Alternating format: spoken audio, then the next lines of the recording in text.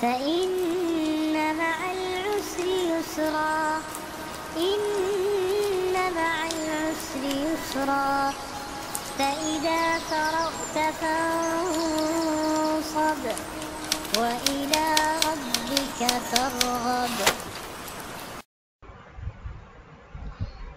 نحمده ونصلي على رسوله الكريم أما بعد فأعوذ بالله من الشيطان الرجيم بسم الله الرحمن الرحيم رب اشرح لي صدري ويسر لي أمري واحلل عقدة من لساني يفقهوا قولي رب زدني علما.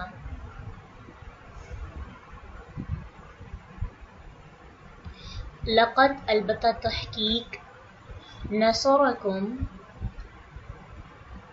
مدد کی تمہاری اللہ نے فی مواطن جگہوں میں کثیرۃ بہت سی ویوم اور دن حنین کے اذ جب اعجبتکم بلی لگی تمہیں اچھی لگی تمہیں یا فخر کرنا کسی چیز پر عجیب لگنا اعجبت بلی لگی کم تمہیں کثرتکم کثرت تمہاری فلما پسنا تغنی اس نے فائدہ دیا عنکم تمہیں شیئن کچھ بھی فائدہ ذرہ بھی فائدہ وضاقت اور تنگ ہو گئی علیکم تم پر الارض زمین. ضاقت کا صیغہ کیا ہے؟ یہ تو ہے یہ مضارع نہیں ہے کیونکہ مضارع کی تو کوئی بھی علامت نہیں الف تا یا نون کوئی بھی نہیں ہے تو یہ ماضی ہوگا تو ضاقت صیغہ کیا ہوگا؟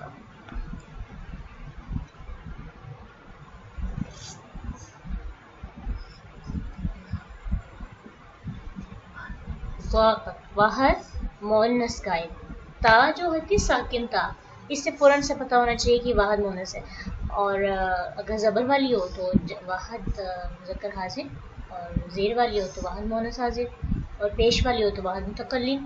ضاقت تنگ ہو گئی علیکم تم پر الارض زمین. زمین مؤنث ہے کیونکہ مؤنث سمائی ہے اس وجہ سے ضاقت کیا ہے کا صیغہ مؤنث ہے بما بوجہ اس کے جو رحبت وہ کشادہ تھی ثم پھر ولی تم پھر گئی تم مدبرین پیٹ پھیر کر ثم پھر انزل اتاری اللہ نے سکینت ہو اپنی علی رسولہ اپنے رسول پر وعلی المؤمنین اور مومنوں پر وانزل اور اس نے اتارے جنودن ایسے لشکر لم تروہا نہیں ترو دیکھا تم نے ہاں انہیں وعذب اور اس نے عذاب دیا الذین ان کو جنہوں نے کفروا کفر کیا وذالک اور یہی ہے جزاء بدلہ الکافرین کافروں کا. ثم پھر یتوب مہربان ہوگا. یتوب اس کا صیغہ اور اس کا فعل بتائیں یہ فعل ماضی ہے یا مضارع؟ اگر مضارع ہے تو کون سی علامت ہے اس کے مضارع اس کے ساتھ؟ یا کے ساتھ ہی مضارع ہے. اللہ نے من بعد بعد ذالک اس کے علی من یشاء جس پر وہ چاہے گا اللہ غفور الرحیم اللہ بہت بخشنے والا نہایت رحم کرنے والا ہے. یا ایھا الذین اے لوگو جو آمنو ایمان لائے ہو انما بے شک المشرکون مشرکی نجسن ناپاک ہے فلا تو نہ یقربو وہ قریب آئے المسجد الحرام مسجد حرام کے بعد عامی سال ہم اپنے حاضہ اس عامہم اپنے اس سال کے وَإِن اور اگر خفتم خوف ہو تمہیں عیلتن مفلسی کا فسوفا تو ان قریب یغنیکم یغنی غنی کر دے گا کم تمہیں اللہ من فضلہ اپنے فضل سے انشاء اگر وہ چاہے. ان اللہ علیم حکیم بے شک اللہ خوب علم رکھنے والا خوب حکمت والا ہے. علیم فعیل کے وزن پر ہے تو آپ بتائیے فعیل میں کون سی خصوصیات پائی جاتی ہیں؟ یعنی اس وزن پر مبالغہ کے صیغے پر جو ورڈز آتے ہیں ان کی دو مین خصوصیات کیا ہیں؟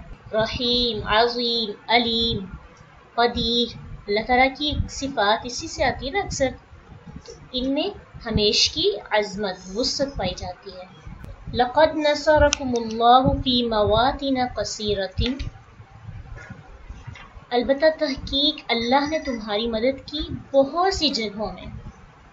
تو بدر میں اللہ کے جو انعامات تھے ان کا تذکرہ کرنے کے بعد، جہاد کی ترغیب دینے کے بعد، کفار سے دوستی کرنے میں تلقین اور دنیا کی ہر چیز پر اللہ اور اس کے رسول اور جہاد فی سبیل اللہ کی ترجیح کے حکم کے بعد اللہ سبحانہ تعالیٰ اب حنین کا خاص ذکر فرما رہے ہیں۔ ایک خاص واقعہ ہے، اس میں مسلمانوں کو کیا چیزیں حاصل ہوئی، اس کا ذکر کرنے سے پہلے اللہ سبحانہ تعالیٰ اپنی مدد کی یاد دہانی کروا رہے ہیں کہ اللہ نے کہاں کہاں پہ مختلف جگہوں پہ تمہاری مدد کی۔ مثلا ہجرت سے شروع ہوتے ہیں، جب مسلمانوں نے ہجرت کرنی تھی اس وقت اللہ سبحانہ تعالیٰ نے مسلمانوں کی مدد کی۔ سورۃ توبہ آیت 40 میں اس کا اشارہ بھی ہے، فَقَدْ نَصَرَهُ اللَّهُ إِذْ أَخْرَجَهُ الَّذِينَ كَفَرُوا، کہ اللہ نے جب تمہاری مدد کی جب نکالا ان لوگوں نے تمہیں جنہوں نے کفر کیا تھا۔ پھر اللہ سبحانہ تعالیٰ نے احد کا ذکر کیا، بدر کا ذکر کیا۔ بدر وَلَقَدْ نَصَرَكُمُ اللَّهُ بِبَدْرٍ، سورۃ آل عمران آیت 23 میں اللہ سبحانہ تعالیٰ اس مدد کی کے بارے میں فرماتے ہیں۔ پھر احد کا ذکر کیا، سورۃ آل عمران آیت 152 میں اللہ سبحانہ تعالیٰ نے جنگ احد کی مدد کے بارے میں ذکر فرمایا، وَلَقَدْ صَدَقَكُمُ اللَّهُ وَعْدَهُ إِذْ تَحُسُّونَهُم بِإِذْنِهِ۔ پھر غزوہ خندق کا ذکر کیا، سورۃ احزاب آیت 9 میں، یا ایھا الذین آمنوا اذکروا نعمت اللہ علیکم اذ جاءتکم جنود۔ سورۃ احزاب آیت 9 میں اللہ سبحانہ تعالیٰ نے غزوہ خندق میں جو مدد کی تھی اس کا ذکر کیا۔ صلح حدیبیہ کا ذکر ہوا، سورۃ الفتح آیت 1 میں، انا فتحنا لک فتحا مبینا۔ فتح مکہ کا ذکر ہوا سورۃ النصر میں آیت 1 میں، اذا جاء نصر اللہ والفتح۔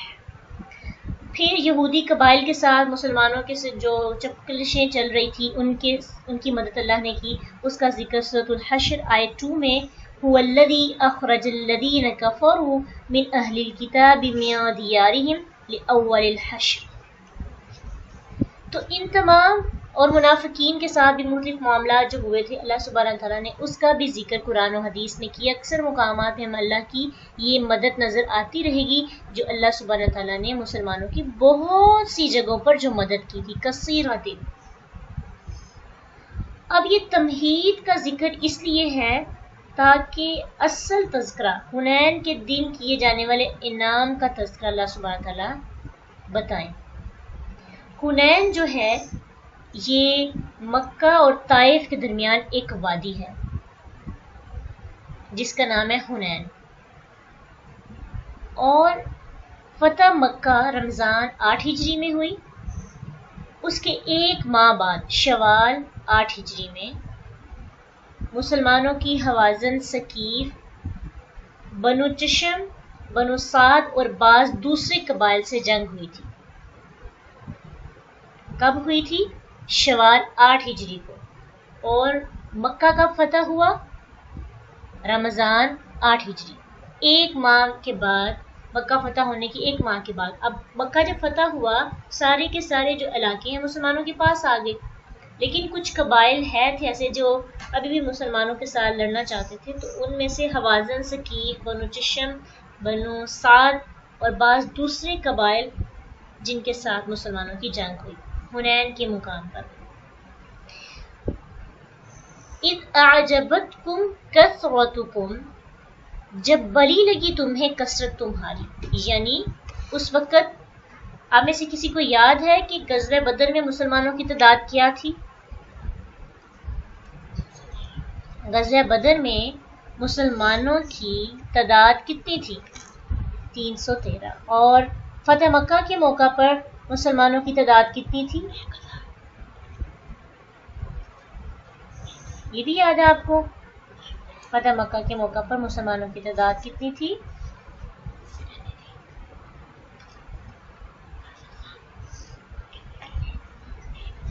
اور فتح غزوہ حنین کے موقع پر مسلمانوں کے ساتھ، اللہ کے نبی کے ساتھ جو صحابہ تھے ان کی تعداد 10,000 کا لشکر تھا.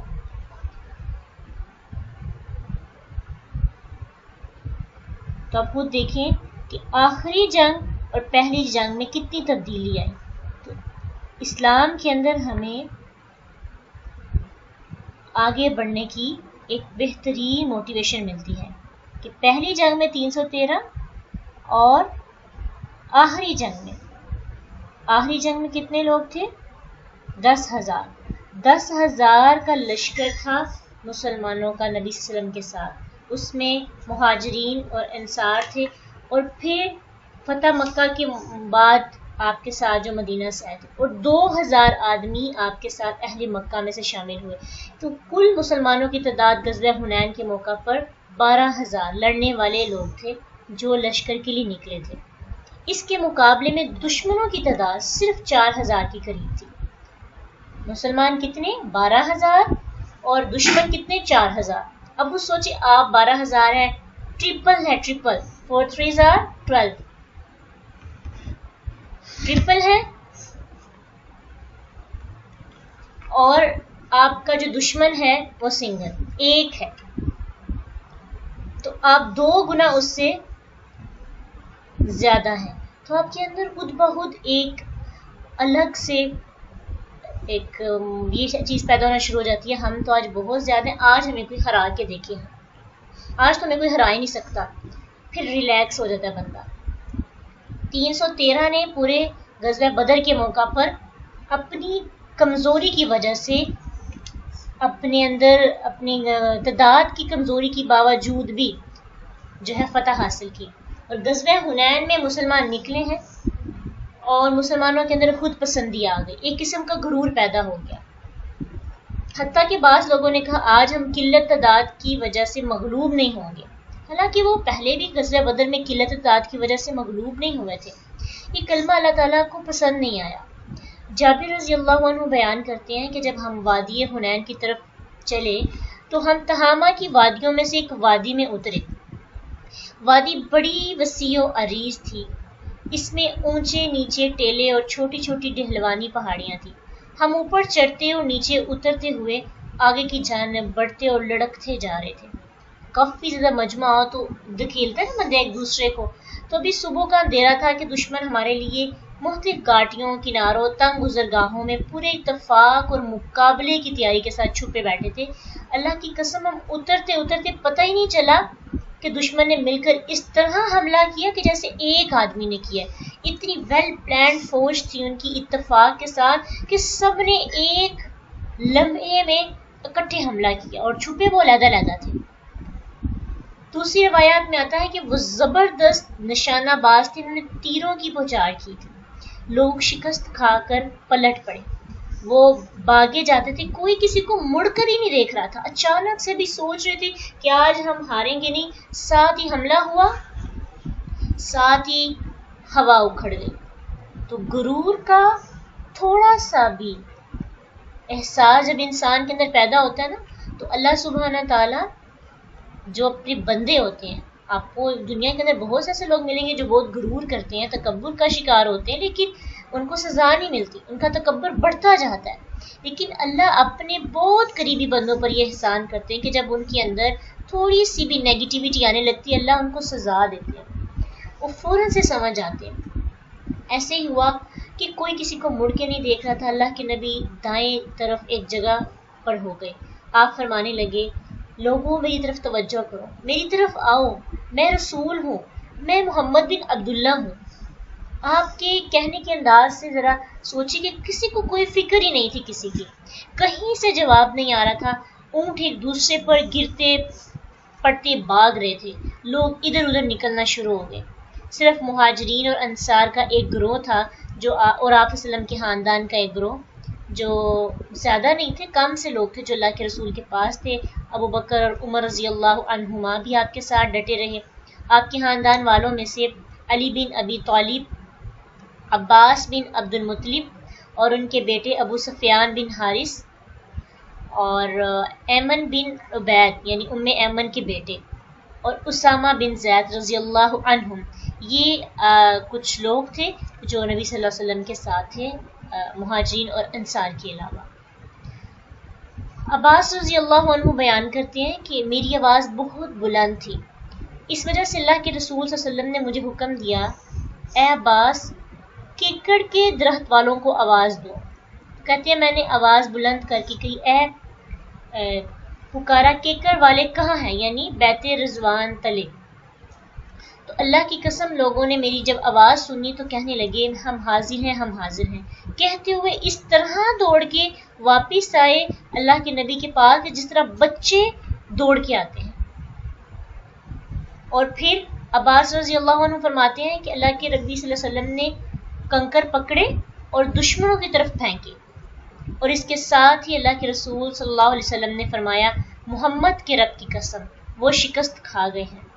اور یہ وہ وقت تھا جب مسلمان جم گئے اور فرشتے نازل ہوئے، وَأَنزَلَ جُنُودًا لَمْ تَرَوْهَا۔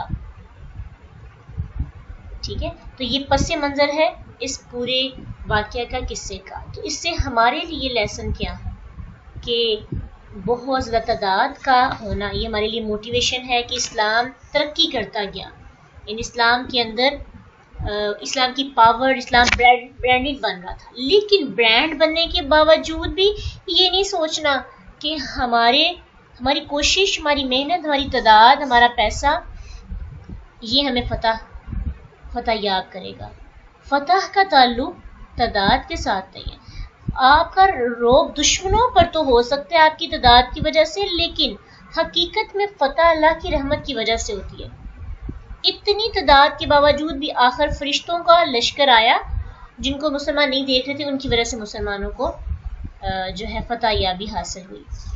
تو جیسے مسلمانوں نے نیگیٹو پوائنٹ اپنے مائنڈ میں لایا، اللہ نے ان کو سبق سکھایا۔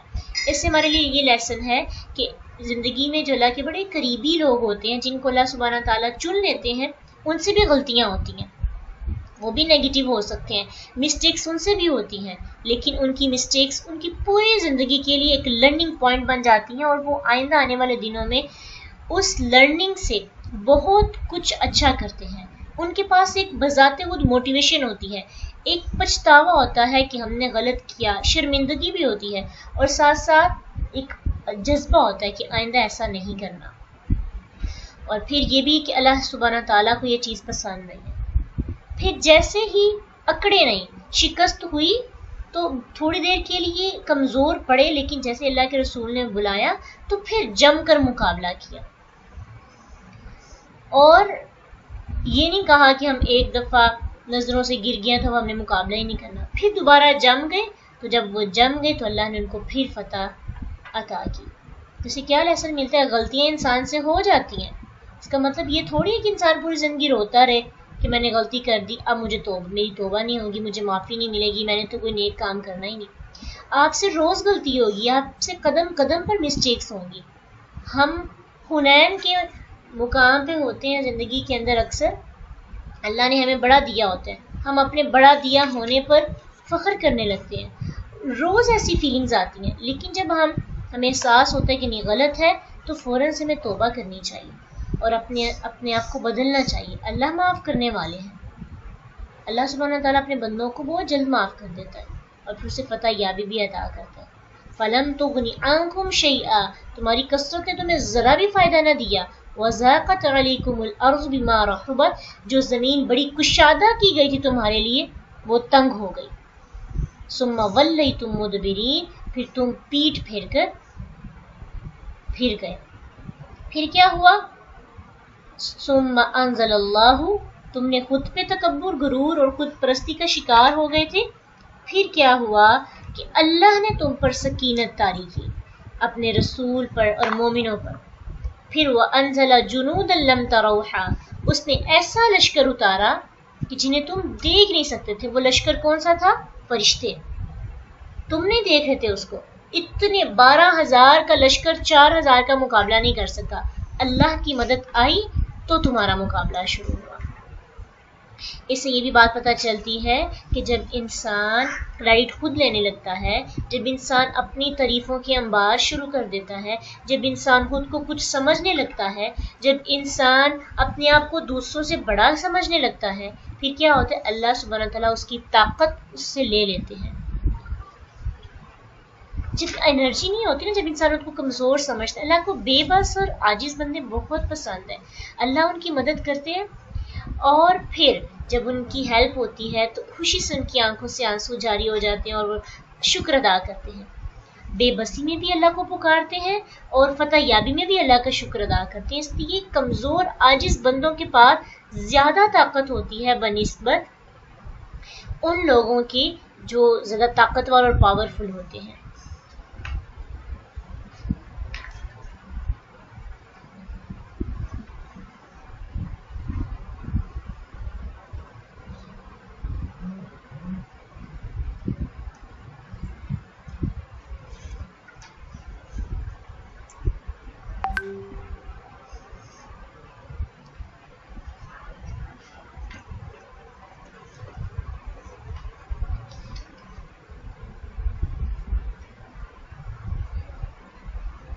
تو آپ نے اکثر دیکھا ہوگا کہ جو عمراء ہیں ہمارے معاشرے کے، امیر لوگ ہوتے ہیں جن کے پاس دولت زیادہ ہوتی ہے، ان کی عبادات کے اندر خشوع کم ہوتا ہے اکثر، عموماً یوزلی کہہ سکتے ہیں، کمپلیٹلی ہم یہ نہیں کہہ سکتے۔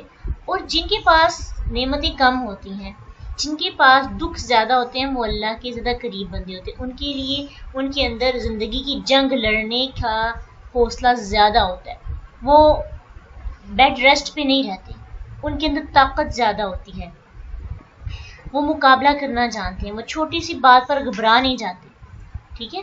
تو اس لیے اگر اللہ تعالیٰ نے محروم رکھا ہے کسی چیز سے، یہ ہماری تعداد، ہماری کوانٹٹی تھوڑی ہے، تو اس میں بھی اللہ کی حکمت ہے کہ کم از کم ہمارا ایمان تو اس کے ذریعے بوسٹ ہوتا رہتا ہے۔ تو اللہ تعداد، طاقت اور برانڈ انسان کا، یہ دنیا کے لیے ساری چیزیں، یعنی مسلمانوں کے پاس طاقت ہونی چاہیے، مسلمانوں کے پاس روب ہونا چاہیے، مسلمانوں کی تعداد میں اضافہ ہونا چاہیے، مسلمان کو برانڈڈ ہونا چاہیے، کوالٹی ورک ہونا چاہیے۔ ان سب کے باوجود کافی دیر سے ہم سورۃ انفال میں بھی اور سورۃ توبہ کے اندر بھی یہی پڑھے، مسلمان برانڈ بنے، مسلمان کے پاس طاقت آئے۔ اس طاقت کے باوجود بھی حنین تک مسلمان برانڈ بن گیا تھا۔ یہ آخری جنگ ہے، غزوہ بدر پہلی اور غزوہ حنین آخری جنگ ہے، برانڈ بن گیا، لیکن جاتے جاتے ایک بہترین ہمیں پوائنٹ مل جاتا ہے کہ برانڈ کی بھی شکست ہو سکتی ہے اگر اس نے خود کو کچھ سمجھنا شروع کر دیا۔ آپ جتنے مرضی بڑے ٹیچر بن جائیں، اسکالر بن جائیں، ڈاکٹر بن جائیں، آپ اچھی کوکنگ کرنے لگیں، آپ کے ہاتھ میں صفائی آنے لگے، آپ کے ہر کام کے اندر نکھار آنے لگے، کبھی بھی یہ نہیں کہنا کہ یعنی میری کوالٹی بڑی اچھی ہے، میرا ورک بہت اچھا ہے، میں بڑا اچھا پڑھاتی ہوں، میں بڑا اچھا چیک کرتی ہوں، میرے جیسا کوئی ڈاکٹر نہیں ہو سکتا، یا میرے جیسا کوئی اسکالر نہیں ہو سکتا، جتنا علم میرے پاس ہے لوگوں کے پاس نہیں ہے۔ ساری چیزیں آپ کو حنین کے مقام پہ لا کر کھڑا کر دیتی ہیں، اور اس وقت پھر پاؤں پھسل جاتے ہیں۔ دشمن جو تھوڑی سی تعداد کے اندر، جو شیطان ہے نا، شیطان وہ چھپا بیٹھا ہوتا ہے، جیسے ہی آپ کا ایمان لوز ہوتا ہے فوراً سے حملہ کرتا ہے اور نشانے باندھتا ہے، پھر ایسی جگہ پہ لگتے ہیں کہ ہم ایمان کا میدان باغ کر چلے جاتے ہیں۔ تو یہ کبھی نہیں کہنا کہ میں نہیں لے کے آنی، فخر نہیں کرنا، اپنی باتوں کو پسند نہیں کرنا، خود کے اندر سے خامیاں نکالتے رہنا، اپنی کمزوری انسان کے اندر ہونی چاہیے، ٹھیک ہے؟ خود کو سارے کا سارا کریڈٹ نہیں دیں، آپ کی ہر بات میں اللہ، میرے اللہ نے ایسے کیا، اللہ کی طرف سے میرے ساتھ جو ہے بہت اچھا ہوا، اللہ نے مجھے نیک لوگ عطا کی، اللہ نے مجھے نیک لوگوں کی مجلسیں عطا کی، یعنی اللہ کی تمہید ہی ہو، تو پھر انسان کو فتح ضرور ملتی ہے، لیکن کبھی مسٹیک ہو جاتی ہے، پریشان ہونے کی ضرورت نہیں، اللہ اپنے بندوں کو اکیلے نہیں چھوڑتے۔ اللہ نے اگر حنین والے لوگوں کو اکیلے نہیں چھوڑا، اتنی بڑی تعداد کی مسٹیک اللہ کے رسول موجود تھے ان کے اندر.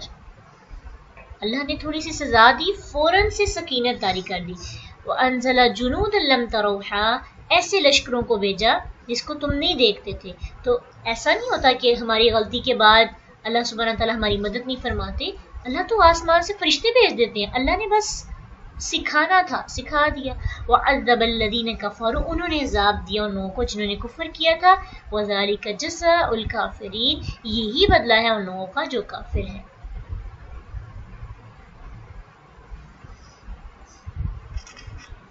تو یہاں پہ اپنا ایک لرننگ پوائنٹ لکھیے اس آیت کے بعد کہ مجھے کیا کرنا ہے. یہ آیت مجھے کیا سکھاتی ہے اور مجھے کرنا کیا ہے. ثم يتوب الله من بعد ذلك على من يشاء والله غفور رحیم. پھر کیا ہوا؟ غزوہ حنین کے تقریباً 20 دن کے بعد حوازن کے بقیہ لوگ بھی مسلمان ہو گئے اور مقام جعرانہ کے پر نبی صلی اللہ علیہ وسلم کی خدمت میں حاضر ہوئے. اور اللہ کے رسول صلی اللہ علیہ وسلم کا ان لوگوں کے ساتھ رضائی رشتہ بھی تھا، کیونکہ آپ صلی اللہ علیہ وسلم کی رضائی ماں حلیمہ انہی سے تھی. تو اللہ تعالیٰ نے ان سب کو توفیق دی، یہ مسلمان ہو گئے. ثم یتوب اللہ من بعد ذالک، یعنی اس کے بعد اللہ ان پر مہربان ہوا، انہوں نے توبہ قبول کی.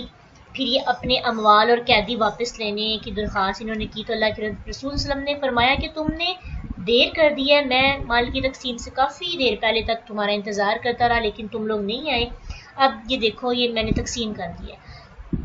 اب ایک چیز کا انتخاب کرو، یا تم قیدی واپس لے لو یا تم پھر مال غنیمت لے لو. انہوں نے اپنے قیدیوں کا انتخاب کیا، ان کے سارے قیدیوں کو رہا کر دیا گیا.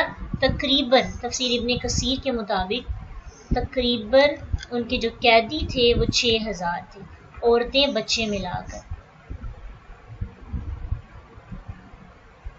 اور سب کو مسلمان ہونے کی ترغیب دلا کر آزاد کیا گیا، مال غنیمت واپس نہیں کیا. تو حافظ ابن قیم رحمۃ اللہ علیہ لکھتے ہیں کہ اللہ تعالیٰ نے عرب کے غزوات کا آغاز بدر سے اور خاتمہ حنین سے کیا تھا، اس لیے دونوں کو یہاں پہ ذکر کیا گیا.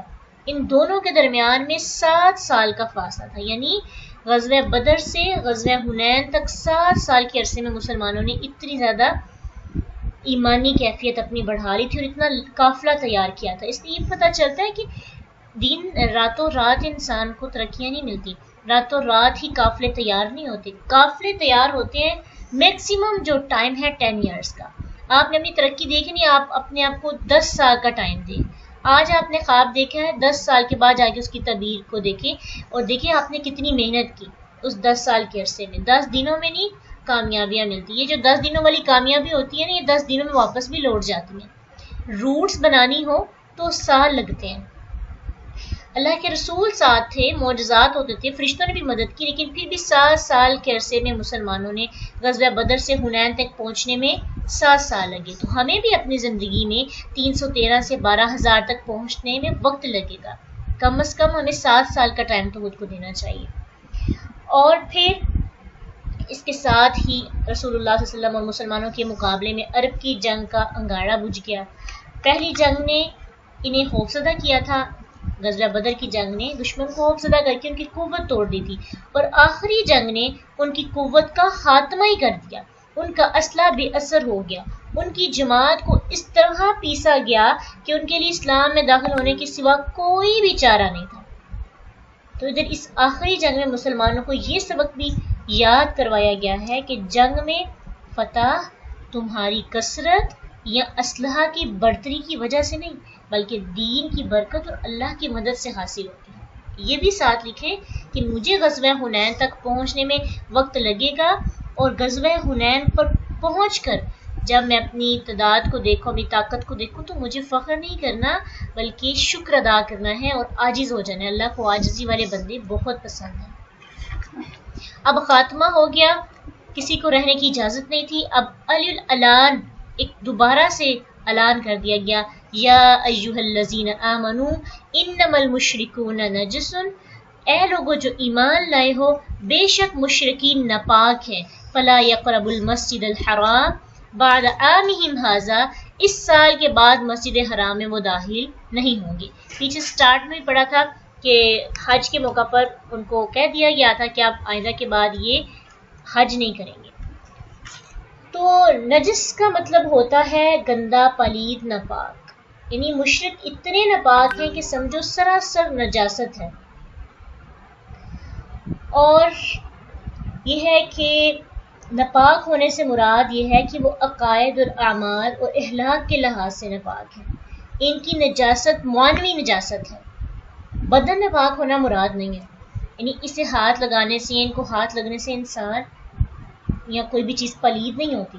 اس لیے تو اہل کتاب کی عورتوں سے نکاح کرنا جائز ہے ابھی بھی، اور انہیں لونڈی اور غلام بنا کر ان سے کام لینا، خدمت لینا، یہ بھی جائز ہے۔ اللہ کے رسول صلی اللہ علیہ وسلم نے ایک مشرک عورت کی مشغیزوں کا پانی پیا تھا، صحیح بخاری میں یہ آتا ہے۔ اور پھر یہ بھی ثابت ہے کہ آپ نے خیبر کی دعوت قبول فرمائی، تو اس سے ثابت ہوتا ہے کہ ان کا ہاتھ لگنا یا ان کا جسم سے کوئی چیز کا ٹچ ہونے سے انسان ناپاک نہیں ہوتا۔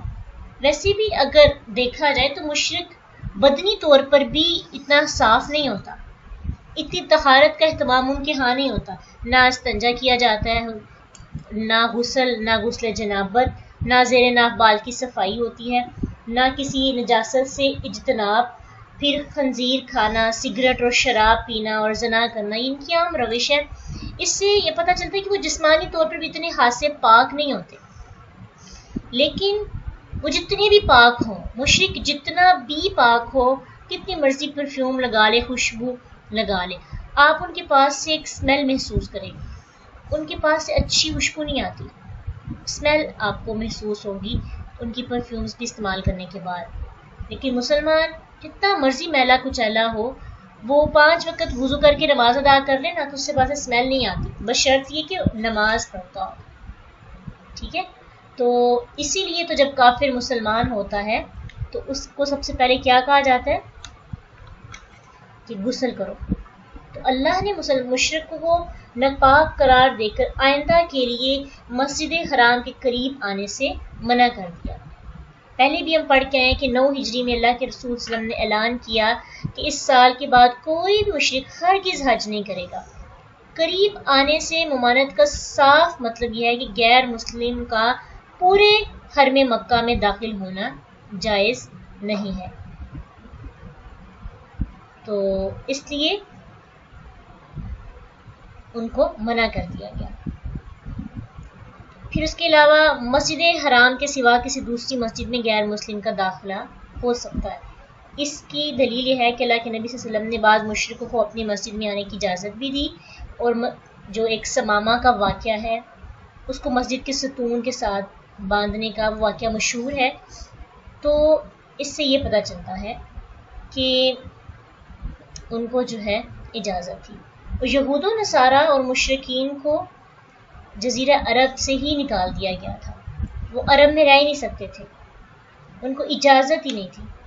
تو یہود و نصارہ جو رہ گئے تھے، اللہ کے رسول کی وصیت کے مطابق امیر المومنین عمر رضی اللہ عنہ نے یہود و نصارہ کو جزیرہ عرب سے نکالا تھا۔ اس وقت نہیں نکلے، اس وقت مشرکین نکل گئے تھے، لیکن یہود و نصارہ کو خلفائے راشدین میں سے عمر رضی اللہ عنہ نے نکالا اللہ کے نبی کی وصیت کو پورا کرنے کے لیے۔ آگے بڑھتے ہیں، وَإِنْ خِفْتُمْ عَيْلَةً فَسَوْفَ يُغْنِيكُمُ اللَّهُ، اگر خوف ہو تمہیں مفلسی کا تو ان قریب اللہ تمہیں غنی کر دے گا۔ اچھا، کوئی بتا سکتا ہے؟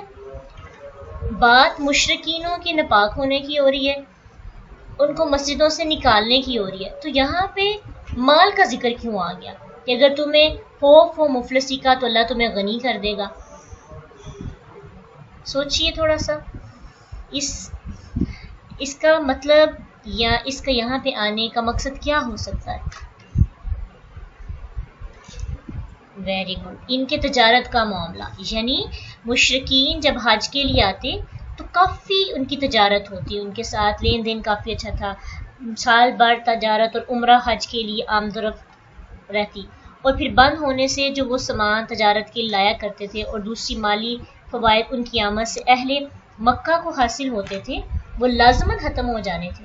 تو اللہ تعالیٰ نے اس اندیشے کو بھی دور کر دیا اور مسلمانوں کو تسلی دی، یہ الفاظ نازل کیے کہ تجارت اور کاروباروں کی بندش کی فکر مت کرو، اللہ چاہے تو تمہیں ضرور غنی کر دے گا، وہ سب کچھ جانتا ہے، یہ اس کے لیے تو یہ کوئی بات ہی نہیں ہے، وہ تو مسلمانوں کو کیسے غنی کرتا ہے، اس کا ہر کام ہر حکمت آپ دیکھ سکتے ہیں۔ تو چنانچہ اس کے بعد ایسا ہوا کہ فتوحات کا سلسلہ شروع ہو گیا، مسلمانوں نے کیسر و کسریٰ کے خزانے مسلمانوں کے ہاتھ آ گئے، اللہ کے فضل سے سب غنی ہوں گے۔ وَإِنْ خِفْتُمْ عَيْلَةً فَسَوْفَ يُغْنِيكُمُ اللَّهُ مِنْ فَضْلِهِ إِنْ شَاءَ، اگر خوف ہو تمہیں مفلسی کا تو اللہ تعالیٰ ان قریب تمہیں غنی کر دے گا اپنے فضل سے اگر وہ چاہے گا، یعنی اگر چاہے گا کا مطلب یہ نہیں کہ اللہ کی چاہت ہوگی تو تمہیں کرے گا، یہ بات کی پختگی کے لیے آیا ہے کہ اللہ ضرور چاہے گا، کیونکہ ہر معاملہ اللہ کی مشیت پر موقوف ہے، اس لیے وہ ضرور چاہے گا اور تمہیں غنی کر دے گا، تمہیں اپنا فضل عطا کرے گا۔ تو پھر اس کے بعد اللہ کے نبی کی زندگی کے بعد، آپ کی وفات کے بعد، آپ نے دیکھا کہ بعد تک کتنے علاقے مسلمانوں کے کنٹرول میں آ گئے، اور اللہ کے فضل سے حج اور عمرے کے لیے ان کو نکال دیا گیا، لیکن آپ آج دیکھ سکتے ہیں ابھی تو کچھ پرابلم کی وجہ سے لوگ کم جا رہے ہیں، لیکن جانے والوں کی تعداد کتنی زیادہ ہوتی ہے اور اسے کتنا فائدہ ہوتا ہے اور کتنی تجارت ہوتی ہے۔ تو اللہ سبحانہ تعالیٰ نے مسلمان کو اکیلا نہیں چھوڑا۔ ان اللہ علیم حکیم، بے شک اللہ خوب علم والا اور بہت حکمت والا ہے۔ تو اللہ سبحانہ تعالیٰ ہمیں غور و فکر کرنے کی توفیق دے۔ اللہ جب کوئی چیز ہم سے لیتے ہیں، ہمیں بظاہری طور پہ یہ لگتا ہے کہ یہ چیز ہمارے لیے بڑا نقصان ہو رہا ہے، اس سے ہمیں اس میں فائدے نظر نہیں آ رہے ہوتے، لیکن پھر انسان جب اللہ پہ یقین رکھتا ہے، بھروسہ رکھتا ہے، تو پھر اللہ سبحانہ تعالیٰ اسے غنی کر دیتے ہیں۔ بس شرط یہ ہے کہ اسٹیپ تو لیا جائے، روٹ کو، جو برائی کے روٹس ہیں ان کو ختم کرنے کی کوشش تو کی جائے، سرے سے جڑ سے کاٹنا چاہیے اپنے اندر کے جو مشرک، ہمارے اندر کبھی کبھار ایک مشرک آ جاتا ہے، ہم اللہ کی محبت کے ساتھ شرک کرنے لگتے ہیں، اپنے اندر کی مشرک کو نکال کے باہر تو پھینکنا چاہیے، وہ ناپاک ہے، وہ ہمیں بھی ناپاک کر دیتا ہے، اسے اپنے ایمان والے صحن کے اندر نہیں آنے دینا چاہیے، وہ مسجد حرام کے قریب ہی نہ پھٹکے، اس کو نکالیں تو صحیح، وقتی طور پر نقصان ہوگا، وقتی طور پہ لگے گا کہ بہت پرابلم ہو رہی ہے، رشتے ٹوٹ رہے ہیں اور محبتیں ختم ہو رہی ہیں، لیکن کیا ہوگا کہ اللہ سبحانہ تعالیٰ اس قربانی کا بدلہ ہمیں بہت زیادہ غنی کر کے عطا کرے گا، کیسر و کسریٰ کے خزانے ہمارے پاس آ جائیں گے، اس لیے اللہ کے فضل سے مایوس نہیں ہونا چاہیے۔